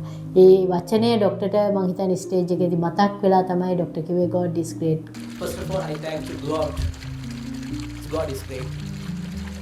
ඒ ඇත්තටම අපි යමක් හරි දේ කරනවා නම් මම දන්නවා අපිට ඒ කියන්නේ බුදුදහමට අනුවත් දිව්‍යංගේ ධර්ම ආගම දර්ශනයට අනුවත් අපිට ඒ ශක්තිය ආශිර්වාදයක් වෙනවා කියලා. ඔසිල්මෝ වී සම්මානය දිනාගත්තට පස්සේ වී සම්මානයත් සමග ඔබලාගේ හිතට දැනුණු විශ්වාසය කොහොමද? ඇත්තටම වී සම්මානයත් එක්කම අපිට හැඟුණා දැන් අපිට විශ්වයේ ඒ කියන්නේ ඔටිසම් වල රත්තරන් දොරටුව අපිට විවෘත වුණා කියලා. වී සම්මානය ලැබුණත් අපි හරියම නිහඬයි. මොකද නිහඬ සේවය දෙන උදාර මිනිසා කියන අවෝඩ් එක ගත්තු අපි නිහඬයි. තවත් අපි නිහඬ වුණා. මොකද හේතුව මොකද අපිට ওই අවෝඩ් එක පෙන්නලා ගොඩාක් දේවල් අපිට අනවශ්‍ය විදිහට ගන්න තිබුණා. නමුත් අපි හැමතිස්සෙම හිතුවේ නෑ මේක දෙවියන් අපිට දීපු ආශිර්වාදයක්. නමුත් මේ අවෝඩ් එකේ තුලින් ගොඩාක් වැරදි දේවල් වලට අපිව පොළඹවන්න ගොඩාක් අය ආවේ අතර. ඒකකටවත් මම ડોක්ටර්ටවත් ඉඩ දුන්නේ නැහැ. මම හැම වෙලාවෙම කිව්වේ නෑ මේ අවෝඩ් එකට හම්බ වුණා. ඒක පැත්තකින් තියලා ඇත්තටම ගොඩාක් අය හිතුවා වී අවෝඩ් එක කියන්නේ අපිට සිරස වී අවෝඩ් කිව්වහම මොකද අනිත් තරග තියෙන ඔය ගීත තරග සුපර් ස්ටාර් ඒ වගේ දේවල්. නමුත් ඒ අයට ලැබෙන දේවල් වල වරප්‍රසාදයක්වත් අපිට ලැබුණ නැහැ. අපිට ලැබුණේ ડોක්ටර් මම හිතන්නේ අවුරුද්දක් ඇතුළත මරණය සිද්ධ වුණොත් සෙලින්කෝ ඉන්ෂුරන්ස් එකෙන් වන්දියක්. නමුත් අපි හිතුවා මේක අපිට එවෝඩ් එක විතරක් ඇති කියන එක. අපි බලාපොරොත්තු ලාභ සත්කාර අපිට මුදල් අවශ්‍යතාවයක් නෙමෙයි අපි හිතුවේ. අපේ අහිංසක දරුවෝ ගැන ලෝකෙට පණිවිඩය ගියාම ඇති කියන අරමුණෙන් හිටපුවා අපිට ඒක නිහතමානී ආඩම්බරයක්. ඒ වගේම ගොඩාක් අඩු පහසුකම් යටතේ තමයි ඔසිල්ම ආයතනයේ තිබුණේ. මේ සම්මානයේ මම දැක්ක වීඩියෝ පටවල තියෙනවා වෛද්‍යතුමා එක තැනකදී කියනවා අපිට ඕනේ සුපිරි හොස්ටල් එකක්. ඒකේ 5 star facilities එක හොස්ටල් එකක් මේ දරුවෝ වෙන ගොඩනගෙන එක තමයි අපේ හීනේ කියලා. අපේ බලාපොරොත්තු තියෙන්නේ හොස්ටල් කියනකොට සාමාන්‍යයෙන් නෝමල් හොස්ටල් වගේ. මට ඕනේ මේ ළමයාලට සාමාන්‍ය ළමයාලට දෙන අයිතිවාර ඔක්කොම දෙන්න ඕනේ. ඒ කියන්නේ අපි හොස්ටල් කියනකොට හොස්ටල් නෝමල් විදියට කරන හොස්ටල් නෙමෙයි සුප්‍රී හොස්ටල් වගේ. ඒ කියන්නේ මගේ හිතෙන් තියෙන 5 star හොටෙල් වගේ හොටෙල් වගේ හොස්ටල් එකක් හදන්න ඕනේ. මම හිතනවා අද වෙද්දී හීනේ හැබෑ වෙලා තියෙනවා. කැස්බෑව මේ නව මධ්‍යස්ථානය තුලින් කැස්බෑවේ මහල් 7ක නව මධ්‍යස්ථානයේ මේ ඉදි කරන්න ඔබලට අදහස් ඇති වුණේ කෙසේද? මෙම භූමිය ඔබලට ලැබුණේ කෙසේද කියලා අපිට චුට්ටක් විස්තර කරමු. ඇත්තටම අපි මුලින්ම පටන් ගත්ත බොරලැස්ගම ස්ථානය ගැන කතා කරද්දී පහසුකම් ගොඩක් අඩුවෙන් තිබුණේ. නමුත් පස්සේ දරුවෝ අපිට එන්න ගත්තා. මොකද වියවර්ඩ් එකෙන් පස්සේ ඔටිසම් දරුවන්ගේ දෙමාපියන්ගේ හඬ අවදි වුණා. අපිට එන්න පටන් ගත්තේ ලංකාවේ දරුවෝ නෙමෙයි පිටරට ඉන්න අපේ ශ්‍රී ලාංකික පුරවැසියෝ. පිටරටේ ඉන්න දෙමව්පියෝ සිංහල දෙමළ මුස්ලිම් හැම ආගමකම හැම රටක්ම අපිත් එක්ක අත්වැල් බැඳගත්තා. ඉතින් අපිට දරුවෝ දෙවියන් විසින් අපිට උවද දන්නේ අපිට ගොඩක් දරුවෝ අපි ගැන පැහැදිලිමින් අපි ළඟට ආවේ. හැම දරුවෙක්ගේම ජීවිතය අපි සකස් කරලා දුන්නා. එතකොට අපි මේ ආයතනය, ඒ කියන්නේ මේ නව ආයතනෙට එන්න ඉස්සෙල්ලා අපි ගොඩාක් මේ දරුවන්ට සුදුසු පරිසර හෙව්වා. අපි ඉඩමක් ගන්න ඕන කියලා. නමුත් අපි මේ හැම දේවල් සමහරවල් රෑ 12 එක වෙනවා අපි ගිහිල්ලා සමහර ඉඩම් බලලා එනකොට. ඉතින් ඒ වගේ කටුක අත්දැකීම් එක්ක තමයි අපි මේ දරුවන්ට සේවය කරන්න අපේම තැනක් අපිට ඕන කියලා අපි හිතුවා. ඒ හිතවිල්ලේදී අපිට ගොඩාක් අය අපිට දෙන්න බලාපොරොත්තු වුණා අපේ යමක් බලාපොරොත්තු. නමුත් අපි අපේ දරුවෝ කවදාවත් අදත් මම මගේ දෙමාපියන්ට කියන්නේ ඒකයි දරුවෝ කෙනෙක් ඉස්සරහා බේකර්ස් තත්ත්වයට පත් කරන්න එපා අපේ දරුවෝ. මොකද අපි හැමතිස්සෙම හිතුවේ අපිට පුළුවන් දේ මේ දරුවෝ වෙනුවෙන් කරනවා කියලා. ඒ අතරතුර අපිට ගොඩාක් වෙලාවට ඒ බොඩ්ලස්කම මධ්‍යස්ථානයේ ඉදිද්දී ඒ දරුවන්ට ට්‍රේනින් කරනකොට ඒ දරුවෝ අඬනවා, টয়ලට් ට්‍රේනින් කරනකොට කෑ ගහනවා. එතකොට අපිට මං හිතන්නේ පොලිසියෙන් පවා ආවා. ඇවිල්ලා මොකද මේ දරුවා අඬන්නේ? දරුවාට කන්න දෙන්නේ නැද්ද? ඔය වගේ ගොඩාක් ප්‍රශ්න වලට මුහුණ දෙන්න වුණා. ඒක මොකද මේ හඬේ යනකොට අනික් ගෙවල් වල අයට ගොඩාක් අපි ගැන වැරදි පසුබිමක් දුන්නා. නමුත් ඒ අය ඇවිල්ලා බලනකොට අපි කරන සත්කාර දැක්කහම ඒ අයගේ ඇස් වලටත් කඳුළු ඉන්නවා. මේ වගේ ජීවිතද මේ ගොඩ නගන්නේ කියන එක. ඉතින් අපි ඒ ආයතනයේ ඉඳිද්දී අපි හිතුවා අපිට සුදුසු තැනක් අපි හොයාගෙන යන්න ඕන. මොකද එතන අපිට ඉන්න අවට පරිසරයේ මම ඇත්තටම උදාහරණයක් කියනවා අපිට ඉස්සරහා හිටපු නිවසේ පොඩි දරුවෙක් හිටියා.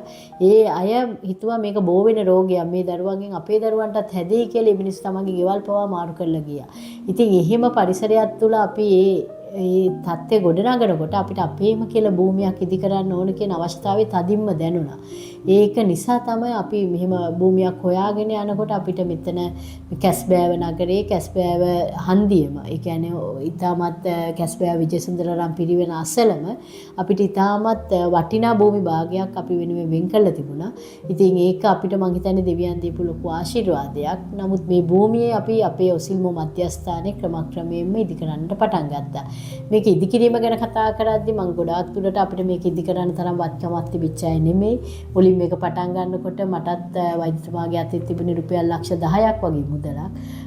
ඉතින් අපි මේක පටන් ගන්නවා කියලා හිතන අතරතුර අපි සම්පත් බැංක් එකෙන් තමයි අපිට මේකට පන්නරයක් වුණේ. මොකද ඔවුන්ගේ බොඩ්ලස්කම සම්පත් බැංකුවේ ප්‍රසන්න මහත්මයා අපි තමත් ගෞරවයෙන් සිහිපත් කරනවා. එතුමා මේ අපේ මේ ප්‍රොජෙක්ට් එක ගැන ව්‍යාපෘතිය ගැන කිව්වහම එතුමාත් එතන හිටපු තව දරුවෙකුත් අපිට විශාල මෙහෙවරක් කරා අපි මේකට අනිවාර්යයෙන්ම ලෝන් එක අරන් දෙන්නම් කියලා. ඉතින් අපිට සම්පත් බැංක් එකෙන් විශාල මුදලක ලෝන් එකක් අරගෙන තමයි අපි මේ ඔසිල්මෝ මන්දිරය දිනෙන් දින ඉදි කරන්න පටන් ගත්තේ. අද මේ තත්ත්වයේ තියෙන මන්දිරය ඒ සම්පත් බැංකුවටත් අපි ස්තුතිවන්ත වෙනවා. යාළගේ කැපකිරීම මත අපිට මේ ලෝන් එක දීපු නිසා අපේ දරුවන්ට භූමියක් ඉදි වෙච්ච එක ගැන.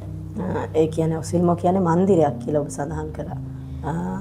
ඔසිල්මෝ ඇත්තටම අපිවත් හිතුවේ නැහැ මේක මන්දිරයක් බවට පත් වෙයි කියලා. මං හිතන්නේ ඒක අපේ දරුවන්ගේ පින. ඒ කියන්නේ අපේ ඔටිසම් දරුවන්ගේ පිනට පහළ වෙච්ච මන්දිරයක් මේක. අපි මේක සකස් කරනකොට අපි හිතුවේ නෑ තට්ටු 7කට අපේ මේ මන්දිරය හදනවා කියන එක. අපි පළවෙනි මහල ඒ කියන්නේ අපිට මේක හදන්න උදව් කරපු ඒ ආකිටෙක්ට් තුමා, එතකොට මේ ව්‍යාපෘතිය ගොඩනගපු ඒ අනිත් මහත්මයා, මේ බිල්ඩින් කන්ස්ට්‍රක්ෂන් කරපු මැතිතුන්, ඔය හැමෝම ඉතාම විශාල PKDPSN කියන මැතිතුන්ගේ අතින් කන්ස්ට්‍රක්ෂන් ගියා. ඒ වගේම ගිෂාන් රත්නායක කියන ආකිටෙක්ට් තුමා අපිට ගොඩාක් විශාල මෙහෙවරක් කරා. මුදල් නෙමෙයි එතුමාලගේ බලාපොරොත්තු තිබෙන මේ දරුවෝ වෙනුවෙන් ඉදිකරන මේ මන්දිරය බිල්ඩින් එක, මේ මන්දිරය ඉදි කරද්දී අපි පළවෙනිම මුල්ගල තියෙන තැන ඉඳන් අද දක්වා අපි හැම ආගමික වතාවල් සිද්ධ කරලා මේ භූමි පරිශ්‍රමය ඉදි කරේ. එතකොට එතන ඉදි කරද්දී අපේ ඔටිසම් දරුවෝ තමයි මේ හැම පහන්සිලක්ම දැල්ලුවේ. ඒ දරුවන්ගේ පාද තමයි මේ භූමියට තිබ්බේ. ඒව තුලින් ගොඩනගිච්ච මන්දිරයක්. මේක ආකිටෙක්ට් ගැන බැලුවොත් එතුමා හැමතිස්සෙම දරුවන්ගේ ආරක්ෂාව කොහොමද දෙන්න ඕනේ, ඒ කාමර කොහොමද හැදෙන්න ඕනේ, හැම දෙයක්ම අපි ඔටිසම් දරුවන්ට සුදුසු විදිහට තමයි මේ භූමිය නිර්මාණය කරලා තියෙන්නේ. ඔසිල්මෝ ආයතනය සැලසුම් කිරීමේදී ඔබලා මොනවද බලාපොරොත්තු වෙන්නේ, මොන වගේ පහසුකම්ද දරුවන්ට ඔබලා අද වන විට ලබා දෙන්නේ ඔසිල්මෝ ආයතනය මගින්? ඇත්තටම ඔසිල්මෝ ආයතනය සැලසුම් කිරීමේදී අපි හිතුවේ නෑ මේ විදිහට සැලසුමක් වෙයි කියලා. මොකද අපිට හැමතිස්සෙම ඕනුනේ දරුවගේ ආරක්ෂාව, දරුවන්ට අවශ්‍ය හැම පහසුකමම ආයතන තුලින් ලබා දෙන්න. ඉතින් ඒ අනුව අපේ ඔසිල්මෝ ආයතනයේ එතන ගේට්ටුව ළඟ ඉඳන් මන්දිරය ඉහළ මාලයට යනකම්ම අපි හදලා තියෙන්නේ ඒ කියන්නේ විලා ටයිප්. මම දන්නේ සිංහලෙන් කොහොමද කියලා විලා ටයිප්. ඒ කියන්නේ මේක ඇතුළට આવම කෙනෙක්ට පේන්නේ තට්ටු 7ක් තියෙනවා කියලා. නමුත් නැවක හැඩයක් තමයි මගේ ආකිටෙක්ට් තීරණය කළ මේක හදලා තියෙන්නේ. ඉතින් මෙතනදී අපි බැලුවේ දරුවන්ගේ පහසුකම් කියලා බැලුවොත් දරුවන්ට සෙල්ලම් කරන්න පරිසරය. එතකොට ඒ කට්ටියට පන්ති කාමර ගොඩක් විශාල වෙයි. දරුවන්ට නිදහසේ පන්ති කාමර හසුරවන්න පුළුවන් වෙන්න ඕනේ. ඒ වගේම දරුවන්ගේ නිදන කාමර, ඒවයි තියෙන පහසුකම් හොට් වොටර්, ඒ කියන්නේ උණු වතුර ටික, දරුවන්ට AC පහසුකම්, ඒ කියන්නේ සීතකා, ඒ කියන්නේ ගොඩක් පිට රටින් ඉඳන් එන දරුවන්ට ඒ පහසුකම් අපි ලබා දිය යුතුයි. ඉතින් ඊට අමතරව අපි දරුවන්ට අවශ්‍ය ආහාර පිසින තැන්, ඒවට අදාළ කාර්ය මණ්ඩලයක්, ඇත්තටම කොරෝනා කාලේ මොකද අපි මුලින් කරා උදේ ඇවිල්ලා හවස දරුවන් ට්‍රේනින් කරලා දෙන එක. නමුත් එතනදිත් අපිට හිතුණා උදේ ඇවිල්ලා දරුවා හවස ගෙනිච්චට දෙමාපියන් ගෙනිච්චට ඒ කටයුතු තමයි දෙමාපියන්ගේ අතින්වත් හරියට සිද්ධ වෙන්නේ නැහැ. ඉතින් ඒක නිසා අපි තීරණය කරා දරුවන් නේවාසිකවම තියාගෙනම අපේ ට්‍රේනින් එක යනවා කියලා. මොකද මුලදීත් බොඩ්ලස්කමෙදිත් අපි ඒ දේ කරා. නමුත් අපිට ගොඩාක් දුරට තේරුණා නේවාසිකව අපි කරන ට්‍රේනින් එකේ සාර්ථකත්වය වැඩි, ගෙදර ගිහලා උදේ ගිහලා හවස එන දරුවට වැඩිය. ඉතින් ඒ නිසා අපි තීරණය කරා කොරෝනා අපිට ඒක ආශිර්වාදයක් වුණා. ඒකින් පසුව අපි දරුවන්ට නේවාසිකව දරුවා නවත්තගෙන දරුවන්ට අවශ්‍ය පැය 24ක තුලම ලොකු ආරක්ෂාවක් ඇතිව දරුවන්ට අවශ්‍ය ට්‍රේනින් පීරියඩ් එකක් තමයි අපි දැන් කරගෙන යන්නේ. මම කල්පනා කරා මොකද මම නළලි, ඒ කියන්නේ නළලිදක් මේ කියන්නේ ජලය පවා ගත්ත හේතුව වතුර නැති දවසකට දරුවන්ට වතුරෙන්වත් ප්‍රශ්නයක් වෙන්න හොඳ නැහැ කියලා. ඊට අමතරව විදුලිය නැති වෙලාවක දරුවන් කළුවරේ තියන්න බෑ. මේ දරුවෝ සමහර අය ගොඩක් බයයි. ඉතින් එතනදී අපි ජෙනරේටර් පහසුකම් පවා තියෙනවා. ඒ කියන්නේ විනාඩියකට වැඩිය දරුවන් කළුවරේ තියෙන්නේ නැහැ. දරුවන්ට ඒ කියන්නේ කැමරා පද්ධතියෙන් සවි කරලා තියෙනවා. මගේ තෙරපිස්ලා ගැන කතා කරද්දී ඇත්තටම මට ඉන්න මගේ සේවකයෝ නෙමෙයි, ඇත්තටම මගේ සහෝදර මඩුල්ලක් ඒක. මොකද ඒ අතරදී මට කියන්න බැරි වුණා අපි ඉතාමත් සංවේගී අවස්ථාවකටපත් වුණා 2023 මැයි 16 වෙනිදා. එතකොට ඒ කියන්නේ වෛද්‍යතුමා අපිට මේ හැම මන්දිරයක්ම අපිට ඉදිකරන්නට ලොකු ශක්තියක් දීලා එතුමා මේ මන්දිරයෙන් ගිහිල්ලා එතුමාගේ ජීවිතය අවසන් වුණා.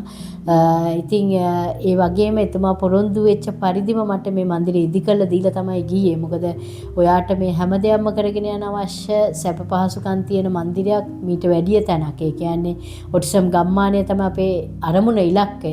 ඒ සඳහා මම ඉදිරියට ගමන් කරනවා. ඉතින් නොහිතපු මොහොතක නොහිතපු වෙලාවක ඇත්තටම යාපනයේ කියන ඒ ගම්මානයට ගියෙත් දරුවෝ වෙනුවෙන් යම්කිසි ඉඩම් භූමියක් අරගෙන අපි දරුවෝ සමල්ලාවට අපි අවුට්ඩෝ ගෙනියනවා. ඒ ගෙනියනකොට ඒ දරුවන්ට නේවාසිකව ඉන්න පුළුවන් තැන් හදන්න පුළුවන්ද කියන හේතුවමත් තමයි අපි ඒ වගේ තැන්නුත් හොයන්න ගිහලා තමයි අපි එතනදි තමයි ගොඩාක් ප්‍රශ්නකට මුහුණ දෙන්න උනේ. ඉතින් ඒ අතරතුර තමයි වෛද්‍යතුමාට අපේ මේ මුළු ලෝකෙම සමුගෙන යන්න සිද්ධ වුණේ. නමුත් එතුමාට මේ මන්දිරයේ හැම දරුවෙක්ම හඬක් නගෙන හැම මොහොතකම මේ ලැබෙන පින් අනුමෝදන් කරනවා. මොකද අපි මේ ලෝකෙට ඇවිල්ලා තියෙන කාර්යයක් තියෙනවා. ඉතින් මම හැමතිස්සෙම මන් දකින දේ තමයි අපි මේ ලෝකෙට ඇවිල්ලා තියෙන යම්කිසි ඩියුටි එකකට. ඒක ඉවරුනොත් අපි යන්න ඕනේ. ඉතින් ඒක නිසා අපි හිතනවා මොකද තව විශේෂයෙන් මම සඳහන් කරන්න කැමති මගේ ඔසිල්මෝ මන්දිරය අපේ ඔසිල්මෝ මන්දිරය තුල මස් මාළු ආහාරයට ගන්නෙත් නෑ, දරුවන්ට දෙන්නෙත් නෑ, කිසිම සේවකයෙකුට අවසරත් නෑ. මේක මම ගුරුකුලම් කියන ඒ කියන්නේ මට්ටමින් තමයි පවත්වාගෙන යන්නේ. ඉතින් මේ සංකල්පය තුල මේ තුල ඉන්නේ ඒ කියන්නේ නිර්මාංශව අපි දරුවන්ට ට්‍රේනින් එක කරන්නේ. කිසිම බෙහෙතක් පාවිච්චි නොකර අපිට ඕනේ දරුවන්ගේ ඒ ස්පිරිචුවල් ආධ්‍යාත්මික ශක්තිය වර්ධනය කළේ මේ දරුවන් සුවපත් කිරීමේ අරමුණක් එක්ක යන අපි. ඉතින් ඒ අරමුණට දැන් ගොඩාක් ගැඹුරුව නැඹුරුව යන අපි දැන් අපේ ඊළඟ අපේ ඉලක්කය තමයි ඔටිසම් ගම්මානය කියන දේ. මම හිතනවා අපේ මේ පුණ්‍ය භූමියෙන් ඒ ගම්මානයේ දුරටත් ඉතාමත් කෙටි කාලෙකින් අපිට විවෘත කරගන්න පුළුවන් වෙයි කියලා.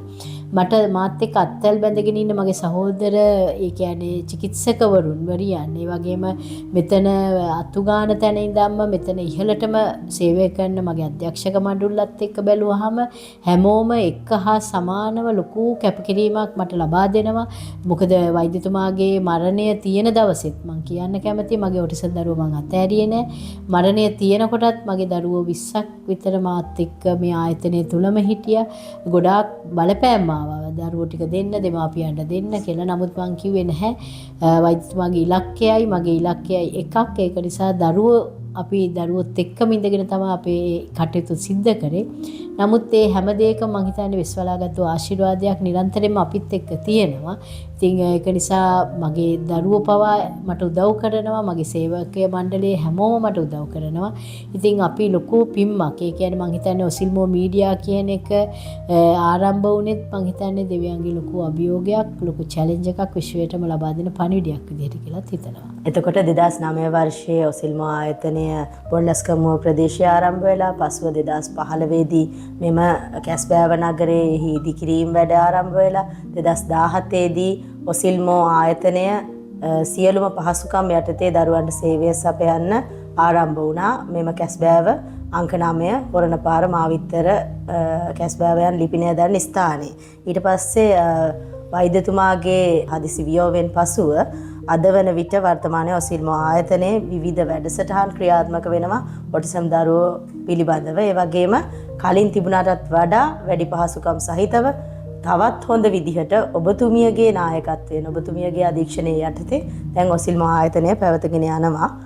විශේෂ අධ්‍යාපන වැඩසටහන් මොනවද මේ දරුවෝ වෙනුවෙන් දැන් ක්‍රියාත්මක වෙන්නේ? ඇත්තටම බැලුවොත් මම නිරන්තරයෙන් මගේ දෙමාපියන් දරුවා ගෙනාවහම මොකද ගොඩක් වෙලාවට අපි දරුවෙක් ගන්නේ පිටරට දරුවා නම් අපි විශේෂයෙන්ම ඔන්ලයින් ඇසෙස්මන්ට් එකක්. ඒ කියන්නේ ඇසෙස්මන්ට් එක පැය එකමාරක් දෙකක් කාලයක් තුල මම දෙමාපියත් එක්ක සිදු කරනවා. එතනදී ජාති ආගම් කුල ભેද මොනවත් නැහැ. සිංහල දෙමළ මුස්ලිම් හැම වර්ගයකම දෙමාපියෝ අපිත් එක්ක එකතු වෙලා තියෙනවා.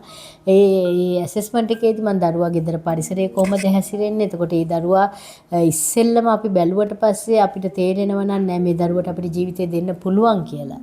ඒ විශ්වාසය ගොඩ නැගුණට පස්සේ තමයි මම දෙමාපියන්ට ඉලක්ක කරලා මම දෙමාපියන්ට අවසර දෙන්නේ දරුවෝ ඔසිල්මෝ ආයතනයට බඳව ගන්නවා කියලා.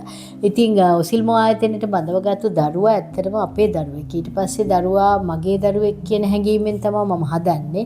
ඒ පැය 24ක ක්‍රියාරින්නක දෙමාපියන්ගේ මානසික සැනසීම. මොකද මම හැමතිස්සෙම කරන්නේ දෙමාපියන්ව එන්කරේජ් කරන එක. මොකද අපිට මේ දරුවා ලැබිච්ච දේ ගැන පසුතැවිලා ගොඩාක් සමහර පෞල් ජීවිතවල ගොඩාක් ප්‍රශ්න මේ දරුවෝ නිසා මම දේවාසිකව දරුවා ගත්තාම මම දෙමාපියන්ගෙන් ඉල්ලන්නේ දෙමාපියන්ට ඉස්සෙල්ලම කවුන්සිලින් කරලා එයාලගේ මනස මට පුළුවන් මගේ දරුවා ලෝකෙටම වටින දරුවෙක් කරන්න පුළුවන් කියන හැඟීම තදින්ම කාවද්දනවා.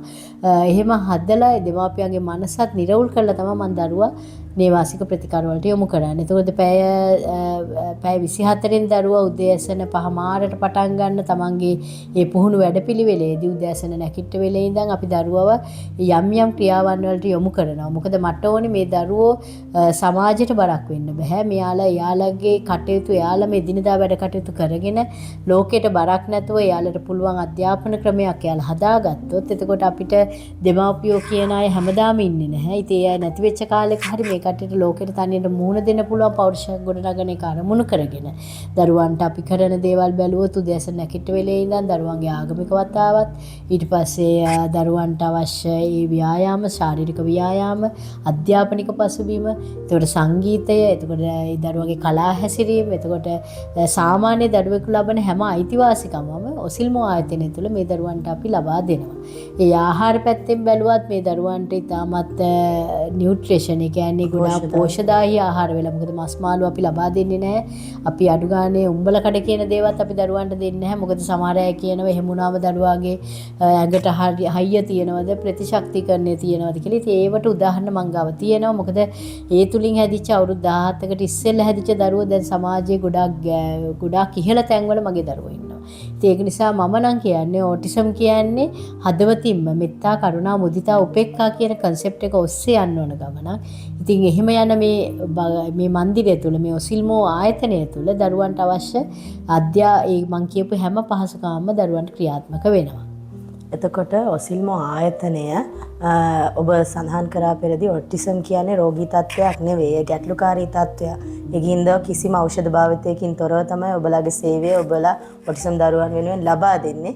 නමුත් මොවුන්ට බාහිර උණ කැස්ස ඒ වගේ සාමාන්‍ය රෝගී තත්ත්වයක් ඇති වුණොත් වෛද්‍ය ප්‍රතිකාර පවා මේ ක්‍රියාත්මක වෙනවද ડોක්ටර් චැනලින් පවා? ඔව් ඇත්තටම මම කියන්න කැමතියි මොකද මේක අපි ගුරුකුලම් මේ කියන්නේ මේක අපි පවත්වාගෙන යන්නේ හරිම ආධ්‍යාත්මික විදිහට. එතනදී සමහර දරුවෝ අපි දකින මෙරකල්ස් තියෙනවා සමහර දරුවෝ පිටරටවල් වලින් එනවා වීස් එක හතිය. එතකොට සමේ රෝග මේ හැම දෙයක් එක්කම එන සමහර දරුවෝ අපි දන්නේ කොහොමද සුවපත් වෙන්නේ කියලා. මොකද අපි වෛද්‍ය ප්‍රතිකාර කියන දේ මූලික කරගෙන නෙමෙයි මෙතන කරගෙන යන්නේ. මොකද අපි පැන්ඩෝල් පෙත්තක්වත් දරුවෙක්ට නොදී ඉන්න තමයි අපි උත්සාහ කරන්නේ. ගොඩක් වෙලාවට අපි දෙමාපියන්ට අවසරයක් දීලා තියෙනවා දරුවා අසනීප වුණාම උණක් හැදුනහම දෙන බෙහෙත් වර්ග දරුවට බඩේ අමාරුවක් හැදුනොත් දෙන බෙහෙත් වර්ග දෙමාපියෝ විසින්ම තමයි අපිට අරගෙන දෙන්න ඕනේ. මොකද අපි ඒක නිකුත් කරන්නේ නැහැ දරුවන්ට. ඒක දෙමාපියෝ සමහර අය දුන්නොත් විතරයි අපි හදිසි උණකදී ඒ බෙහෙත් විතරක් පාවිච්චි කරන්නේ. නමුත් අපේ භගවා ඒ කියන්නේ ඔසිල්මෝ මන්දිරය තුළ අපිට මොන ඒ කියන්නේ අපේ තියෙන මොකද්ද කියන බලයක් කියලා දන්නේ නැහැ. නමුත් දරුවෝ නිරෝගී දරුවෝ විදිහට අපිත් එක්ක ඉන්නවා. ඔටිසම් තත්ත්වෙනුත් අපි ගලවන ගමන්ම දරුවන්ට හොඳ පෝෂ්‍යදායී ආහාර වේලක් යනවා. ඒ වගේම අපි දරුවන්ට හර්බල් ඩ්‍රින්ක්ස් ඒ කියන්නේ අපේ මේ විශ්වෙන් දීපු සෑම දෙයකින්ම දරුවෝ පෝෂණය කිරීමක් කරනවා. එතකොට සමහර දරුවෝ ලෙඩ පිටින් ආවත් මං හිතන්නේ මේ මන්දිරය තුල මේ ඔසිල්මෝ තුල ඇතුළු වුණාම සමහර දරුවන්ගේ ලෙඩ රෝග සුවපත් වෙන අවස්ථාවලුත් අපි දැකලා තියෙනවා. ඔසිල්මෝ ආයතනය පැය 24 පුරාවට ළමයින්ට සේවාව ලබා දෙන ආයතනයක්. ඒ වගේම ඔබලා දෙමාපියන්ගේ මනස සුවපත් කිරීමේ වැඩසටහනද ක්‍රියාත්මක කරනවා. ඔසිල්මෝ ආයතනය ශ්‍රී ලංකාවේ තියෙන අනිත් ආයතන වලින් වෙනස් වන්නේ කුමන හේතුන් මතද කියලා ඔබතුමිය හිතන්නේ? මට ඉස්සෙල්ල ප්‍රශ්නෙට උත්තරයක් දෙන්න ඕනේ වෛද්‍යවරු ඇවිල්ලා වෛද්‍ය ප්‍රතිකාර තියෙනවද කියන එක. ඇත්තටම අපිට වෛද්‍යවරු කණ්ඩායමක් ඉන්නවා. මාසෙකට සැරයක් අපි යාලට අවසර දීලා තියෙනවා. ඇවිල්ලා අපේ දරුවන් විසිට් කරලා ඒ කියන්නේ දරුවෝ බලලා දරුවාගේ නිරෝගීතාවය ගැන අපිට ඒ අවශ්‍යතාවයන් සඳහාත් අපිට කණ්ඩායමක් ඉන්නවා. ඒ බවත් මම දැනුම් දෙන්න ඕනේ.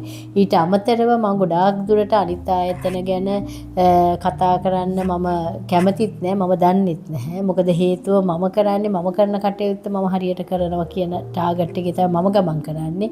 මොකද කවුරු මට ඇඟිල්ල දික් කරලා කිව්වත් ඔයාගේ ආයතනය තුළ මෙහෙමයි කියලා. නමුත් මම කියන්නේ බුදුහාමුදුරුවෝ වගේ එහි පස්සෙකෝ ඇවිත් බලන්න කියන මතේ විතරයි අපි ඉන්නේ. ඒක නිසා මම දන්නේ නැහැ අනිත් ආයතන කොහොමද කරන්නේ, කොයි විදිහටද කරන්නේ කියලා. නමුත් ඔසිල්මෝ ආයතනය තුළ දරුවෙක් ගත්තොත් අපි මවක් පියෙක් අපේ සහෝදරයෙක්ට අපි කරන සත්කාරය මේ ආයතනය තුළ දරුවන්ට නිවැරදිව සිද්ධ කරනවා. දරුවන්ව නිවැරදිව බලා ගන්නවා. දරුවන්ට සුවය ලබා දෙනවා කියන ලොකුම ඒකායන බලාපොරොත්තුවෙන් අපි ප්‍රතිඥාවල් දෙනවා. ඒ අනුව අපේ දරුවෝ සුවපත් වෙලා ලෝකෙම දිනනවා. ඔසිල්මෝ ආයතනයේ ගොඩක් සාර්ථකත්වයේ කතා තියෙනවා දරුවන්ගේ. ඔබගේ හදවතට සමීපතම ශිෂ්‍යයෝ ඉන්නවද මේ ආයතනයේ සුව වෙච්ච ශිෂ්‍යයෝ? ඒ ප්‍රශ්නෙට මම කියන්නේ හැම දරුවෙක්ම මට සමීපයි. අද සාර්ථකව සිටින ආදි ශිෂ්‍යයන් ගැන ඔබට දැනෙන්නේ මොන වගේ හැඟීමක්ද? නිහතමානීවම ආඩම්බරයක් මට දැනෙනවා මගේ දරුවෝ ලෝකෙ දිනනවා.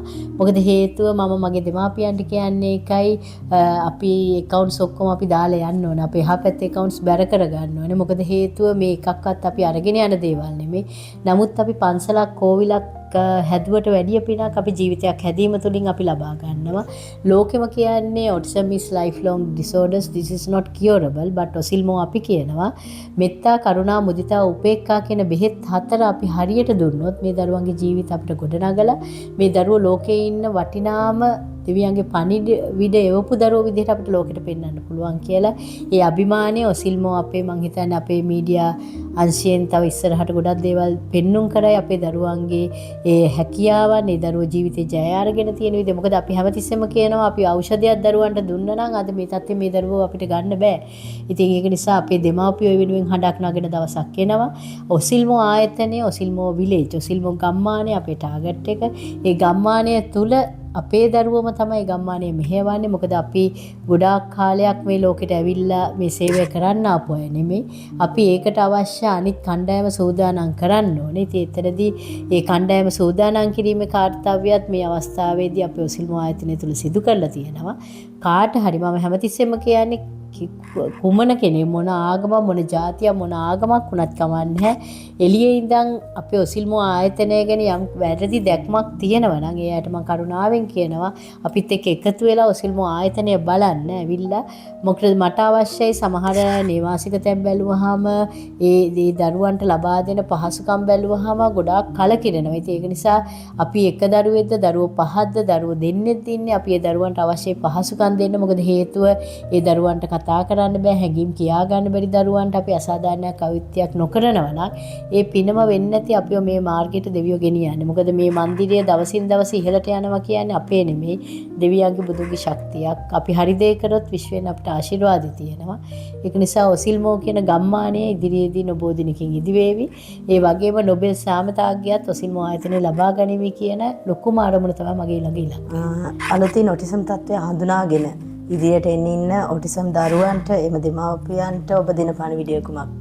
ඇත්තටම මම කියන්නේ දෙමාපියෝ බය වෙන්න එපා ඔටිසම් කියන වචනේ අහපු පමණින්. මොකද ගොඩාක් තැන්වල දරුවෝ ඔටිසම් කියලා කියපු ගමන් ඉස්සෙල්ලම මානසික වැටෙන්නේ අම්මා තාත්තා. මං කියන්නේ මානසික වැටීම නෙමෙයි. එතනදී බුද්ධිය අවදි කරගන්න.